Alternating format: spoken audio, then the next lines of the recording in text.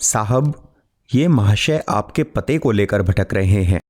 आप जानते हैं इनको? चौकीदार ने कागज की एक पर्ची देते हुए पूछा। रमेश ने पर्ची में देखा, पता तो उनका ही था, साथ में एक चिट्ठी भी थी। आंख उठाकर देखा, बहुत थके हुए से एक बुजुर्ग, साथ में एक बीमार सा एक किशोर। देखकर एकदम तरस आ गया। शायद बहुत देर से घर तलाश कर रहे थे वे। कहिए, किससे मिलना है? पहले आप बैठ जाइए, इनको पानी लाकर दो रामू। थोड़ी राहत महसूस कर वे बोले, तुम्हारे बाबा रमाशंकर जी ने भेजा हमें। बहुत दयालु है वो। मेरे इस बच्चे की हालत बहुत खराब हो गई। गांव में इलाज नहीं हो पा रहा। किसी सरकारी अस्पताल में इलाज के लिए दाखिल करवा दो बेटा, जान बच जाए। इकलौता बच्चा है। गला रुंध गया उसका। रमेश ने उन दोनों को गेस्ट रूम में ठहराया।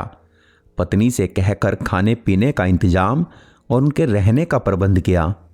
अगले दिन अपने फैमिली डॉक्टर को बुलाकर सारी जांच करवाई और इलाज शुरू करवा दिया।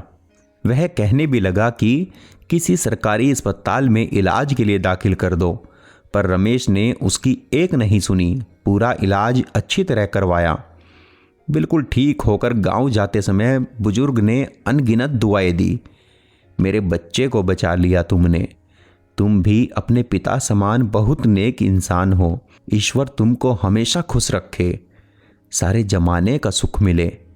खूब फलो फूलो, जुग जुग जियो। मेरी आत्मा दुआ दे रही है तुमको। भावातिरेक से वह रोने लगा। रमेश ने दिलासा देते हुए उसको एक चिट्ठी दे दी। पिताजी को दे दीजिएगा। गांव पहुंचकर रमाशंकर जी को चिट्ठी देकर वह बहुत तारीफ करने लगा।